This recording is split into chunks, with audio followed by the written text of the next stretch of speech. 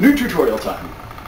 Now, this move is not a 3-box move, this is a 2-box move, but to explain it, I have to go through the 3-box version first. Chances are, if you know how to do anything with the set position with boxes, you know how to do that, and you know how to do that. Chances are, 9 times out of 10, you will know how to do that. This first move, which I don't know the official move, but I call it the kickflip, is basically something that you probably already tried, but it's pretty easy. It's that. Basic. Kind of. Basically kick these 2 boxes like this, perform a hand spin in one, and a center spin in the other at the same time. It's the kickflip.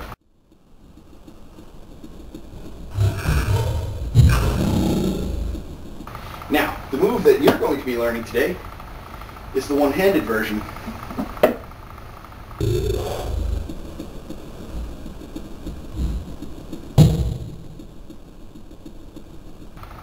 It's really exactly the same move, so I would recommend that practice this. I mean, I don't really have any tips for this. Just move the entire set of boxes up to make sure that the center one gets enough height, because, I mean, the hand spin is the easy part. It's getting the center spin and the hand spin to go. That's the hard part. But generally it will work by itself. You don't really need to practice that much. The one-handed version, on the other hand, no pun intended, is a bit more complex. What you want to do is the same way that you would perform, you would tilt back and do a backwards hand spin, is you're doing exactly the same thing, and the top box goes in the opposite direction and comes down like that. Now, to practice this, this is really, believe it or not, the easiest form of this trick that there is. I mean, it's actually harder to get the top box to be stable than it is to just have it both do a half flip. So, I would say just go for it, but the key things you got to remember about this trick, what's going to make it hard to do is getting the top box, because the bottom box is going to be the easy part. I mean, you can hand spin as much as you want without thinking. You can hand spin with your eyes closed if you want. It does not matter in the slightest. Like you saw, that took 12 tries before I finally missed one. The hand spin is not the issue. The issue is the top box. But, so basically, you want to make sure that you don't underspin it, because you're going to have a lot of tendency, because you're going to want to try and get some height into it, and that causes you to underspin it if you're thinking about height. Don't worry about overspinning it.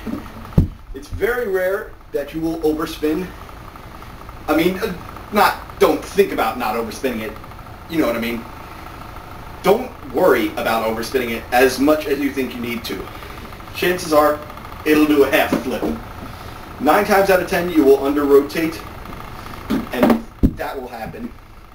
And what's even worse is when you under-rotate, usually it's because you're trying to get height, and that means you're pushing up. It's going to make the box flop, and it's going to come down something like that, which is not appealing, not visually interesting. Well, it's visually interesting, but it's not what you want to do. So basically,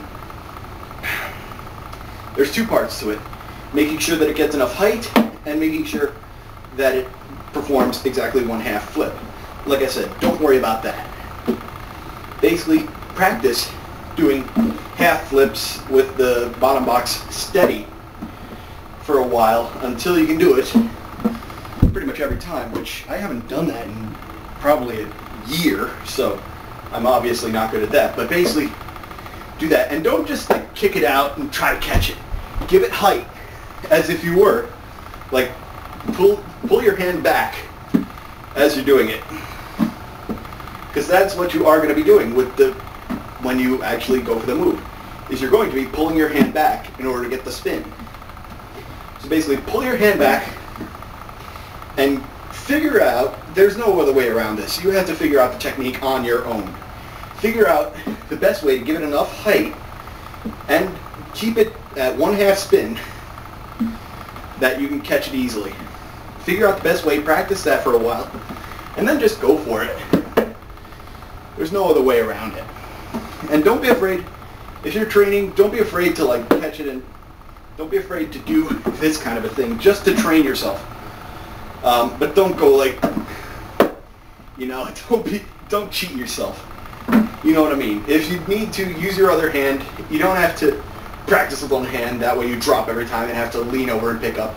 If you know that you're not going to make it, go ahead and catch it and try again. That's just my tip for speed practicing. But the one-handed kickflip, it's a really good move and can lead to a lot of variations. Again, simple variations like keeping the top box steady as you're doing it, or the incredibly hard version, where you get them to spin in their unnatural direction, like so.